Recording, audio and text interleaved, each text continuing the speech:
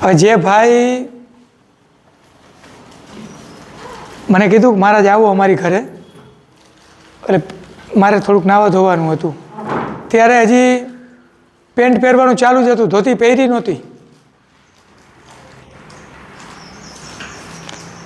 એટલે હજી આમ કહેવાય કે આમ આપની પરિક્રમા માટે હજી આપનું શરીર અને મન ને બાહ્ય આચાર ને બધું તૈયાર થઈ નહોતું આવ્યું, પણ છતાં આપણે આપની મક્કમતાથી મનથી ચલાવતા.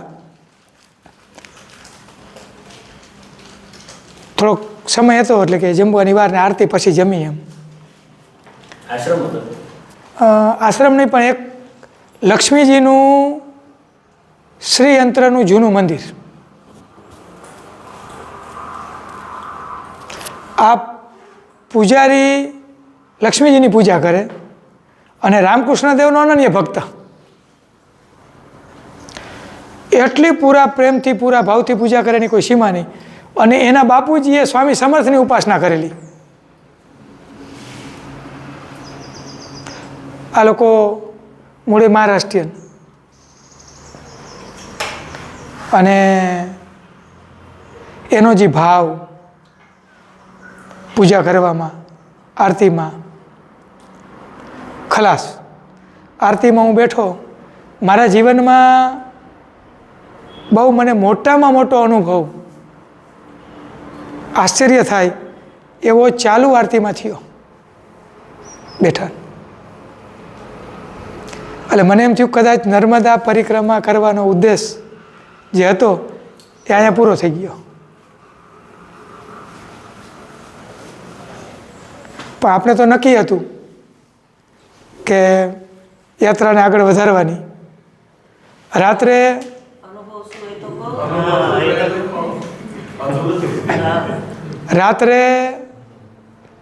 પછી બેઠા ને બધી વાત કરી.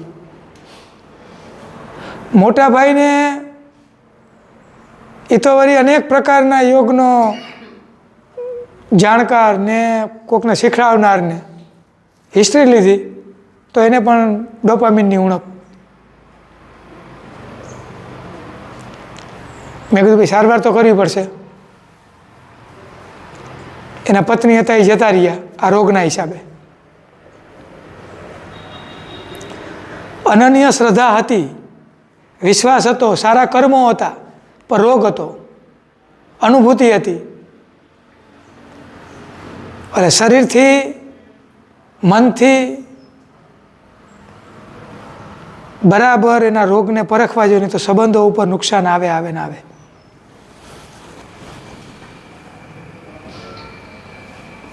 ઘણી બધી વાતો થઈ અધ્યાત્મની. સવારે બેઠા, સ્વામી સમર્થની અનન્ય હાજરી. જાણી એમ લાગે કે જીવંત સ્થાન. અને આમ તમે જુઓ તો નહીં વૈભવ કે કાંઈ નહીં, એકદમ જૂનવાણી ઢબનું બધું, લોકો ખૂબ આવે જાય.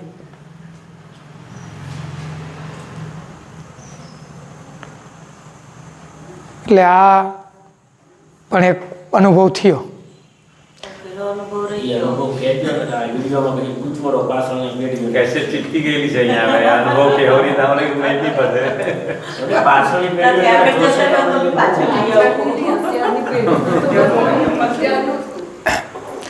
પછી યાત્રા આગળ ચાલુ હોય અને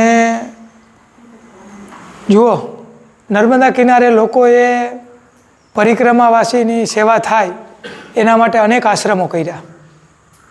મોટે ભાગે નર્મદા કિનારે આશ્રમ હોય એટલે પરિક્રમાવાસીની સેવા હોય, સેવાની અંદર એનું ભોજન હોય, નિવાસ હોય, એ એનું મુખ્ય ધારા.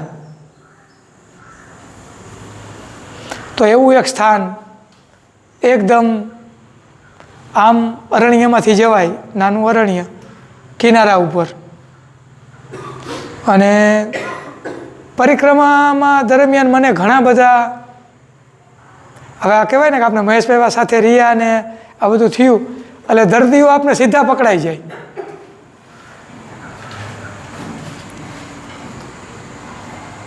ખબર પડી જાય.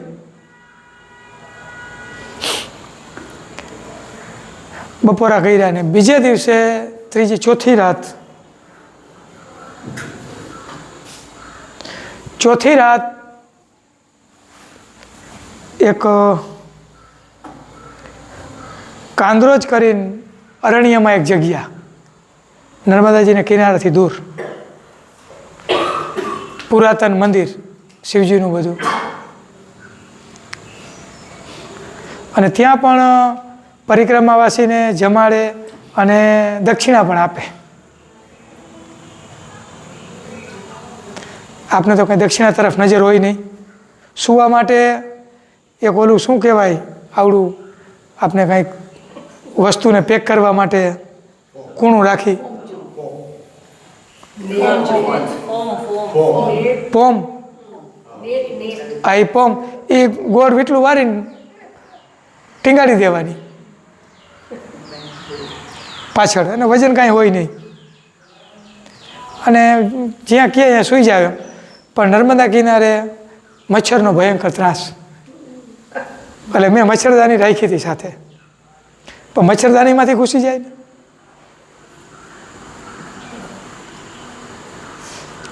ત્યાં મને મારે એટલા માટે અનુભવનું પૂછવું હતું, કારણ કે એટલે મજાકની વાત માટે નથી, તમે ગંભીરતાથી જ બધા મને પૂછો. સિરિયસલી એટલા માટે પૂછું કે તમારા મગજમાં ગ્રંથિ હતી કે મારે આ ગામમાં નથી જવું, અને છતાં તમને એ ગામમાં લઈ જવામાં આવ્યા કોઈને કોઈ ત્યાં તમને આ અનુભવ એટલા માટે નહીં, બરાબર હે. એટલે મેં ચોખવટ કરી, મારી જગ્યાએ જવું નહોતું, મને અનુભવ થયો. હવે જે કાંદરોજની વાત ચાલુ છે, એ કાંદરોજની અંદર એક નવો અનુભવ થયો. એટલે મને આશ્ચર્ય, એમ મારી આ યાત્રા ચાલુ કરી એમાં અમૃતભાઈ ને પંકજભાઈની બધા ચિંતા કરતા હતા, એટલે શું થાય ને એમ. અને બહુ અદ્ભુત અનુભવ થયો, અને થોડુંક મને વિચારે થયો કે આવું કેમ. એટલે મને તો અહીંયા તો થયું કે કોઈ સ્થાન ઉપર આવું થાય ને હોઈ શકે એમ. એટલે એક જગ્યાએ એક ચિત્ર હતું અંદર મંદિરમાં, ઘીમાંથી બનાવેલું. એટલે મેં એ ભાઈને કીધું, મેં કીધું, પછી એક ભાઈ મારી પાસે આવ્યા પૂછતા મને કે ક્યાંથી પરિક્રમા કરીને અંત શું. હજી તો પેન્ટ ઉપર જ પરિક્રમા ચાલતી હતી, પણ એ લોકો એમ કીધું કે અમે મોઢા જોઈને અમને ખબર પડી જાય કે આ પરિક્રમા પછી કહેવાનું ક્યાંથી એમ. એટલે મારી બાજુમાં આવ્યા, મેં કીધું કે આ ફોટો પાડી અને આ નંબર ઉપર મોકલી દો, મારે વાત કે કંઈ કામ નથી કરવાની એમ. એટલે મેં અમૃતભાઈને ફોટો મોકલાવી દીધો.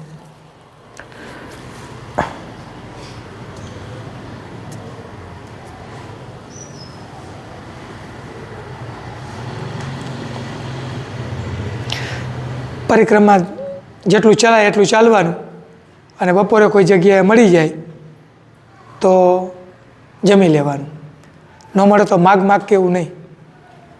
એમાં હવે 5મી રાત ઓરીની આવી. ઓરી એટલે પ્રેમાનંદ સરસ્વતી સન્યાસી, એની જગ્યા, અને એ નંદીગ્રામમાં રહી ગયેલા 2 વર્ષ. એટલે પરિચિત હતા, પણ કીધું એના આશ્રમમાં જાય પણ કેવું નથી હું આવ્યો એમ, શું થાય જોઈએ એમ. એટલે હું તો જે પરિક્રમાવાસીની જે રૂમ સારી બનાવી હતી એને સ્પેશિયલ, એ રૂમમાં જતો રહ્યો, અને જમવાનો ટાઈમ થયો એટલે બોલાવ્યા. હું જમવા બેઠો, એટલે સ્વામીજીની આંખો થોડીક નબળી, એટલે એને આમ બરાબર આમ નિરીક્ષણ કરીને જોયું કોણ આવ્યું ના તેન.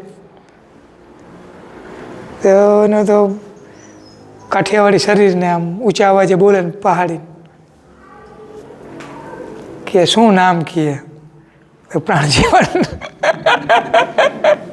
ખબર પડી જાય, અરે તારી કીએ શું એ કીએ પરિક્રમામાં. ઓલા માણસોને બધાને કીએ હાલો એ કીએ પૂરું ભાણું બરાબર પીરસો હરખી રીતે. ક્યાં ઉતારો કર્યો? કીધું રૂમમાં. હાલી કે સામાન ઉપાડી આવ. સ્પેશિયલ એની જે વીઆઈપી રૂમ હતી ને એમાં ઉતારો દીધો, અને પછી તો બેઠા ને બધી વાતચીત થઈ. મને કે ધોતી કા નથી પહેરી? પરિક્રમામાં કીએ પરિક્રમા કરતી વખતે પરિક્રમાવાસી માટે લાયસન્સ જ ધોતી.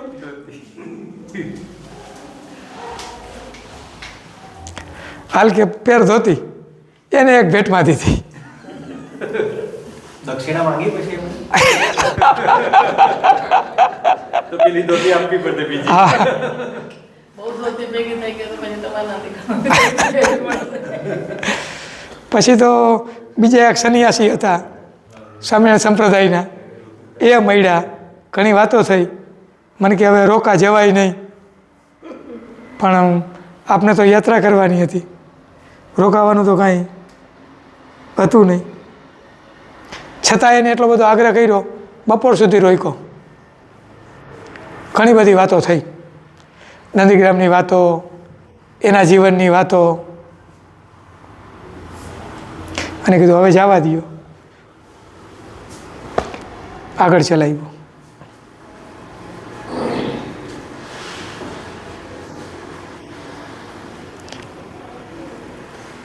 એક ફરતા ફરતા એક હનુમાનજીની જગ્યા આવી, વેણુ ગામ.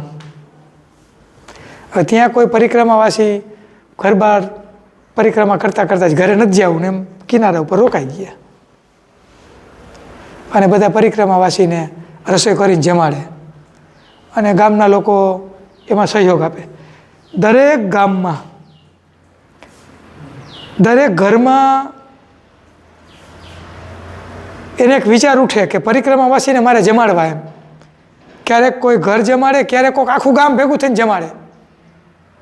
કે છે ભાઈ પરિક્રમા ચાલુ થાય એટલે ગામમાં સામૂહિક રસોડું, વધારે પરિક્રમાવાસી આવી જાય તો ગામમાંથી બહેનો આવી જાય તો રસોઈમાં બહેનો ભાઈઓ બધા લાગી જાય, બધું જમાડવાનું કામ કરે.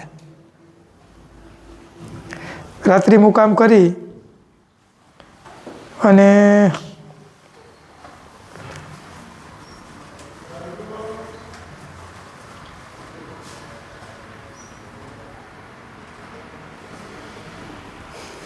ચાલવાનું થયું. હવે નર્મદા કિનારો એટલે અમુક વિસ્તાર એકદમ ફળદ્રુપ જમીનથી ભરેલો કિનારો, એમાં શેરડી અને કેળ પુષ્કળ થાય, બહુ સારી મજાની શેરડી, અને શેરડીનું ટ્રાન્સપોર્ટ બધું ચાલતું હોય, નીચે આવડા આવડા ટુકડા પડી જાય, અને મને બહુ ભાવે. શેરડી હોય તો હું ખોરાક ખાઉં નહીં. તે શેરડી ખાતા ખાતા આનંદ કરતો જતો હતો, ને બપોર થઈ ગયા, તાપ કે મારું કામ. એટલે કીધું હવે ગમે ત્યાં આરામ કરી લઈ. એમાં એક બોર્ડ વાંચ્યો કે લક્ષ્મણ બારોટ ભજન શક્તિપીઠ. તો લક્ષ્મણ બારોટ મારા પૂર્વના પરિચિત, એમ એકાદ વખત એને મળેલો મારે ગામ આવેલા ત્યારે. તો એ તાપ હોય અને પાછું વળવાનું પરિક્રમામાં થાય, એક તો માન બધું હાલતું હોય, એક આખી એક બહુ તમે ત્યારે છતાંય પણ એક મનથી એક નક્કી હતું કે જવું એમ. એટલે 1-1.5 કિલોમીટર આવતાય વાર લાગે હો, એને બપોર માથે હોય તો બહુ વાર લાગે. પહોંચ્યો અને 12-12:30 જેવું થઈ ગયું હશે, એટલે એ કે બાપુ હમણાં સૂઈ ગયા લક્ષ્મણ બારોટ. હવે કે ઉઠે ત્યારે તો મારે એને મળવું હતું. મેં કીધું આપને સૂઈ જાય એની હારે, તાપ અને થાક હોય એટલે પહેલાં તો ઊંઘ આવે. તો ઊંઘી ગયો. થોડીક વાર થયું ત્યાં એક બેન આવ્યા, મહારાજી કે જમી લ્યો કે. તો મને જરીક આમ હવા આમ કાયદેસર, ના નથી જમવું એમ. નર્મદાજીની પરીક્ષા લેવા માટે કહેવી તો નથી જમવું એમ નહીં, પણ નથી જમવું એમ, સૂઈ જાઓ. તો 3-3:30 થયું, ત્યાં પોલીસની 2-3 ગાડીઓ આવી અને લક્ષ્મણભાઈને ઉઠાડ્યા મુલાકાત માટે. એ લોકોની મુલાકાત થઈ એટલે પછી ઘરના આવ્યા. એ કે આવો, એ કે મળવા ગયો. લગભગ 3:30-4 જેવું થઈ ગયું હતું. તો એને જમવાનો ટાઈમ હતો, ઉઠ્યા એની થાળી આવી. મને કે ક્યાંથી આવો? કુનરથી. એટલે ઓળખાણ મારી હતી આ તે. તો મને કે જમવાનું હોય. મેં કીધું ના નથી જમવું એમ, ઊંચા અવાજે હો. એના ઘરવાળાને કે બીજી થાળી લઈ આવો. એ કે બીજી થાળી આવશે તો હું જમીશ, નકર નહીં જમું. જો તમે હવાથી હોઈ જાવ તો તમને ત્યાં પરિક્રમાના કિનારાના લોકોનો ભાવ જેટલું ભાવે એટલું પણ ખાવું પડશે. એ 4 વાગે પણ જમવા માંડ્યું. ત્યાંથી નીકળતા પ્રાકટ કરીને એક ગામ આવ્યું. ત્યાં એક મંદિર હતું. એટલે મંદિરના પરિસરમાં લોકો બેઠા હતા કે મહારાજી કે રોકાઈ જાઓ, આપને હવા ના દિયા થવાની વાર હતી. એ લોકોને ખબર હોય કે ભલે આ બર કરે પણ આને આગળ જતાં કાંઈ નહીં મળે, કારણ કે આ છેલ્લો પોઈન્ટ એમ. એટલે બીજા લોકોએ સમજાવ્યું કે ભાઈ રોકાઈ જાવ તો સારું એમ, અમે તમારી જમવાની વ્યવસ્થા કરશું. તો એ મન તો જરીક આગળ જવા માટે અને જરીક હવા એમ કે હાલી લઈને ગમે અહીંયા મળી જાય, ન મળે તો કાંઈ નહીં એમ. પછી ત્રીજા ભાઈ આવ્યા એ કે મહારાજ રોકાઈ જાઓ, આગળ ગામ દૂર છે, કાંઈ નહીં જડે અને અમે તમારી વ્યવસ્થા કરી દઈશું ને મંદિરમાં હોઈ જાઓ. તો 2-3 મિત્રોએ એકબીજાએ ચર્ચા કરી લીધી કોની ઘરેથી આવશે એમ. એટલે ભાઈ ઘરેથી લઈને વિક્રમસિંહ કરીને અત્યારે નામ યાદ છે, અને ત્યારથી નિયમિત રીતે મને અઠવાડિયે 10 દિવસે ફોન આવતો. હવે તો ફોન નથી આવતો. એટલે એને સારી રીતે કહેવાય ને મહેમાનગતિ જેવું કરાવ્યું. અને પછી સવારે જે ચાલતો તેને ખબર પડી કે જો રાત્રે આ ગામ છોડી દીધું હોત તો બીજું ગામને ગોતવામાં મુશ્કેલી પડત, પહોંચત નહીં. પણ એ લોકોની એક સમજાવવાની એક ધગશ ને પોતાને અંદર રસ. જો પરિક્રમા તો રાજુભાઈ કરેલી હો, મારી પહેલાં મારા સિનિયર. હે એ ખબર નથી, ધોતી પહેરીને ને. હા, એટલે તમારે ખાલી મારા જ એકના પરિક્રમાના અનુભવ સાંભળવાના એવું નહીં. એટલે મેં કીધું હતું ને કે એક ઘોડાનો અનુભવ અલગ હોય, બીજા ઘોડાનો બીજો અલગ કરશે, એને શું દેખાણું હોય. એટલે આપણે રાજુભાઈને સાંભળવાના.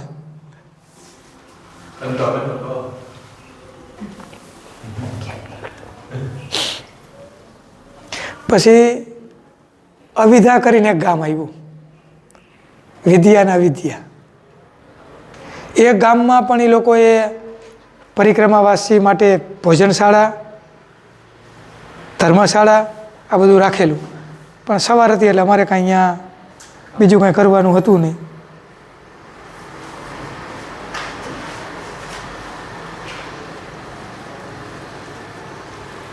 હવે મનમાં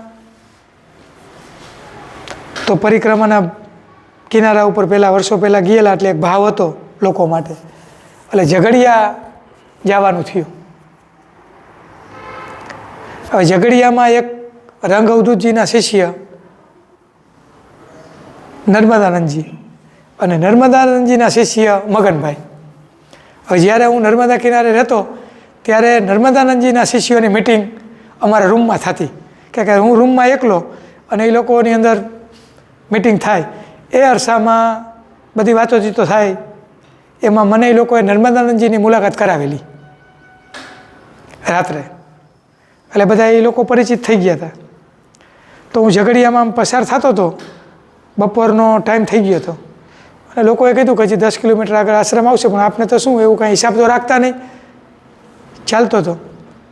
પછી ઓચિંતાનું એક રોડ ઉપર એક ભાઈ ઊભા રહી ગયા અને અડધા રોડ ક્રોસ કર્યો, પાછા વળી ગયા. એ મને દેખાય આગળથી. એટલે એ ભાઈએ મને કીધું કે નર્મદા તમે પરિક્રમા કરતા હો, ગુજરાતમાં હો કે મહારાષ્ટ્રમાં હો કે મધ્યપ્રદેશમાં, બધા તમને મહારાજ કહે, તમે ગુજરાતીમાં પૂછો તો હિન્દીમાં જવાબ દઈએ. શું કામ કે નર્મદા પરિક્રમા ગુજરાતી કરે જ નહીં, હિન્દી ભાષી લોકો જ કરે ને સાધુ સંન્યાસીઓ કરે. એટલે એને હિન્દી જ હોય. એટલે એને મને કીધું નર્મદા હર મહારાજ. નર્મદા હર મારાથી ઊંચા થોડાક ઊંચાઈમાં. એટલે મેં આમ જોયું. મેં કીધું તમારું હિન્દીમાં આપને હોશિયારી વાપરીને મેં કીધું તમારું નામ શું એમ, આપકા નામ ક્યાં? બોલા મગનભાઈ. તમારા પરિચિત હતા? મેં કીધું તમે નર્મદાનંદજી આરે? તો કે હા. પરિચય થયો અમારો. તો કે હવે ઘરે જ ચાલો, ઘર બાજુમાં જ. એ તો લઈ ગયા ઘરે. અને નર્મદાનંદજી એની ઘરે બહુ ઉતરતા કે નર્મદાનંદજી અહીંયા આવતા હતા, ઓટલે બેસતા ને અહીંયા જમતા ને અહીંયા આરામ કરતા. એ બધું મને દેખાડ્યું. અને એનું જમવાનું ઘરે તૈયાર થઈ ગયું હતું. એ કે આજે અમારા ભાત વઘારેલા, અમારું તૈયાર જ છે પણ તમારા માટે કરી. જો હાલ બહેનો બધી કષ્ટ ઉઠાવવા માટે એને ક્યારે કાંઈ થાય નહીં એમ, તો એને મારા માટે સ્પેશિયલ એ છોકરાને કંઈ શ્રીખંડ મગાવ્યું. આ પરિક્રમામાં ખીચડી મળનારી અહીંયા શ્રીખંડ આવ્યું, ડબલ શ્રીખંડ, બીજું ઘરે બનાવ્યું એને, 2 પ્રકારના શ્રીખંડ, રોટલી દાળ ભાત ને. એકલા શીખી હવે એમ જવાય નહીં કહે, હવે આરામ કરો, રાત રોકાઈ જાઓ. પણ પરિક્રમામાં યાત્રા આગળ કરવાની હતી, કાંઈ રસ્તો આપણી પાસે હતો નહીં. ખૂબ બધી વાતો થઈ કિનારાની નર્મદાનંદજીની હાથે. પછી એને કીધું હવે તમારે આગળની રાત ઉછાલી રોકાવાનું. ઉછાલી 10 કિલોમીટર થાય, ત્યાં નર્મદાનંદજીનો આશ્રમ, અને એના સંચાલક એના વેવાય એટલે ફોન કરી દીધો કે ખાસ એક અમારા મિત્ર આવે છે અને મોડા પહોંચશે. કાલે એને રસોડે કહી દીધું. ત્યાં હું રાત્રે 8:30 9ની આજુબાજુ પહોંચ્યો તો બધી જ વ્યવસ્થા, જમવાની, એસી રૂમ, બધી એમ કહેવાય ને કે આમ રજવાડી સગવડ હતી, VIP. બીજા પરિક્રમાવાસીને સાઈડમાં સગવડ હતી. આ ઓળખાણ પરિચયના હિસાબે. પછી એ લોકો બધું બતાવ્યું, મળ્યા, નર્મદાનંદજી કઈ જગ્યાએ રહેતા, શું કાંઈ આશ્રમમાં રહ્યા. એટલે સંબંધો અને શ્રદ્ધા એ બધું એક કામ કરતું રહ્યું. એટલે યાત્રામાં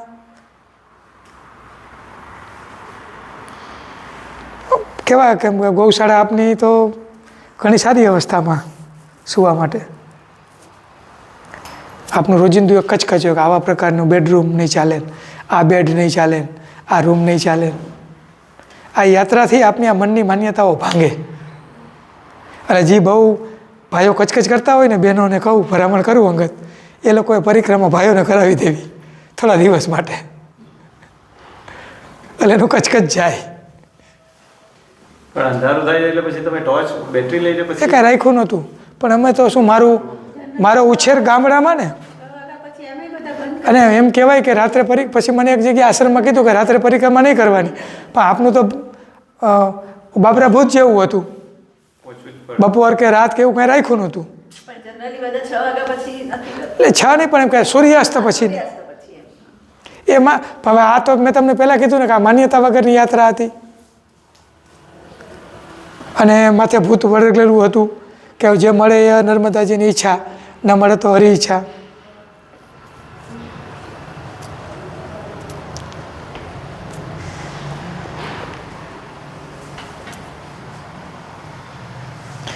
ઉછાલી રાત્રે નિવાસ કરી અને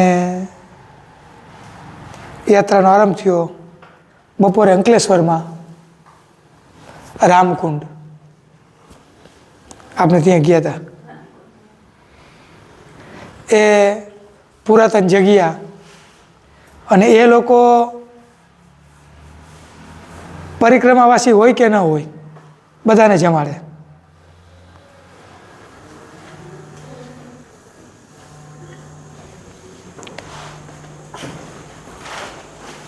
બપોરે જમીન યાત્રા આગળ ચલાવી.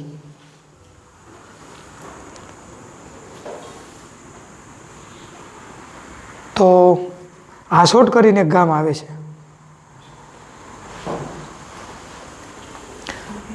તાલુકા મથક. એ તાલુકા મથકમાં એક છેવાડાના વિસ્તાર ઉપર પરિક્રમાવાસીને સીધું સામાન આપે. પણ આપને તો પાછું એ કે મનમાં ઓલું કે નહીં એમ. પણ મારી આગળના પરિક્રમાવાસીએ એક પરિક્રમાવાસીનું વધારે કરેલું. એટલે હું ત્યાં પહોંચ્યો, ત્યાં એ લોકો જમી લીધું હતું ને એક જણાનું વધ્યું હતું, એટલે ખીચડી આપી દીધી. અને પછી અહીંયાથી યાત્રા, કાકા તો બધું તપી ગયું હતું, વાતાવરણ ગરમ હતું. યાત્રા ચાલુ કરી. મનમાં એક સંકલ્પ હતો કે પૈસા રાખવાના નહીં, ખાવાનું રાખવાનું નહીં, મોબાઈલ સાથે નહીં, કોઈ પ્રોગ્રામે નહીં કે આ જગ્યાએ રાત રોકાવી, આ જગ્યાએ રાત રોકાવી. તો એમાં અમૃતભાઈને સતત ચિંતા થતી કે તું હોળી જે પસાર કરીશ તો તને પૈસા દેશે કોણ? મેં કીધું વિવેકાનંદે અમેરિકામાં જઈ પૈસા વગર ધર્મ પરિષદને સંબોધન કરી લીધી, તો ગુજરાતી હું અહીંયા છું, ગુજરાતમાં જ છું, મારાથી એટલું નહીં થાય. તમે ચિંતા કરો મેમ. એટલે એમાં મારી સાથે 2 પરિક્રમાવાસી હતા, એક એમપીના હતા ને એક તમિલનાડુના હતા. એટલે બેયના બેગ તૂટી ગઈ.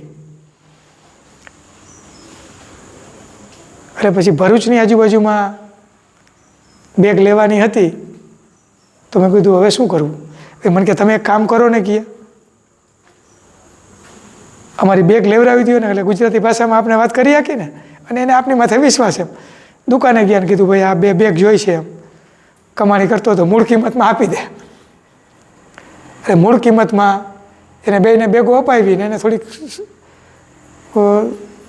વિશ્વાસને શ્રદ્ધા બંધાણો. એટલે આગળ એ જ લોકોએ રસોઈ બનાવી હતી, એમાં જઈમાં પછી ફરીથી અમે સાથે ચાલતા થયા. એમાં રસ્તામાં અમે 3 જણા, હું આગળ હતો, ઓલા ભાઈઓ પાછળ હતા. એમાં એક અમારી આગળ ગાડી આવીને ઊભી રહી. એ કે મહારાજ આમાંથી કાંઈ જે જોઈ લઈ લ્યો, તમારે વપરાશની વસ્તુ. મેં કીધું મારે કાંઈ એમાંથી જોતી નથી, મારી પાસે બધું જ છે. તો કે ના, કાંઈક ને કાંઈક લ્યો એમ. જો આ શ્રદ્ધા છે, હલે ત્યાં શું થાય. તો મેં કીધું એક કામ કરો ને, આ નર્મદા કિનારાને જે ક્રોસ કરવાનું થાય ને, એ પૈસા આપો ને. તો કીધું હું નહીં લેવા, ભાઈને આપી દો. આ ગુજરાતી આપનાર હતા ને હું ગુજરાતી, એટલે ગુજરાતીની વાત થઈ. ઓલા કાંઈ ભાષા સમજ્યા નહીં, એને 150 રૂપિયા આપ્યા. એટલે એ એમ સમજ્યા કે અમને અપાવ્યા. એટલે મેં કીધું ભાઈ તમારે કાંઈ આમ એ કાંઈ સમજ્યા નહીં. મેં કીધું આ ઝંઝટ છે, આપને કુદરતે ત્યાં જ આપને રાખ્યા હતી ઉત્તમ. એટલે આપનું કહેવાય ને, આમ હવા હોય પણ આપનું મન જરીક હલી જાય, હલ્યું હોય એનું પરિણામ આપને ભોગવું. પણ છતાંય એક હતું કે હાથને નથી અડાડવા પૈસા, ચાલ્યું કરી. તો પરિક્રમામાં તો ભારતભરના લોકો હોય, કોઈ વિદેશીઓ પણ હોય. અત્યારે શું થાય કે અત્યારે આપણે પરિક્રમા જોઈ છે એ યુટ્યુબના માધ્યમથી કે ટીવીમાં કાંતે જોતા હોય, એમાં તો જ્યાં જગ્યાએ રેકોર્ડિંગ કરવાનું હોય અહીંયા બધા આમ કહેવાય ને પ્રેમી બની જાય ને પોતાનું. અને હંમેશા માણસ છે ને, મહેમાન આવશે ને તો હસશે નહીં, મિત્રો મળશે તો હસશે નહીં, પણ જેવો તમે કેમેરો એ તરફ કરશો ને એટલે એના આખેના હાવભાવ મનુષ્ય માત્રના બદલી જાય. મનુષ્ય માત્રના થોડાક આમ કપડાના અંતે થોડુંક વ્યવસ્થિત આમ મને કરવા. શું કામ કે મનુષ્યને એમ થાય કે હું થોડોક સારો દેખાવો જોઈએ. એટલે જે વિડીયોમાં જોઈ અને વાસ્તવિક જોઈ એ 2 વચ્ચે ઘણો તફાવત. અને પણ લોકો શ્રદ્ધાથી કરતા હોય. મારી યારે મહારાષ્ટ્રના કોઈ એમાર હતા. જો ઘટના કહું તમને, હું કહું કે રૂઢમાં જઈ અમે હતા તો એક હોળી પસાર કરવાની હતી. હોળીવાળો પૈસા લઈએ કે 5 કે 10 રૂપિયા, મારી પાસે તો નહોતા. એટલે મારી સાથે એક એમપીના ભાઈ હતા ને, મહારાષ્ટ્રીયન હતા, એમાં હતા. એટલે એને પૈસા સાથે રાખ્યા હતા. તો કે તમે ચિંતા કરો, હું પૈસા આપી દઈશ. એને મારા પૈસા આપી દીધા. પછી થેલો એક મારે ભત્રીજાએ થોડોક એક VIP લઈ દીધો. થેલાના નોખા ખાના હતા, એ ખાનામાંથી 10 રૂપિયા નીકળ્યા. એ મેં ક્રોસ કરીને ત્યારે મેં કીધું હાલે ભાઈ,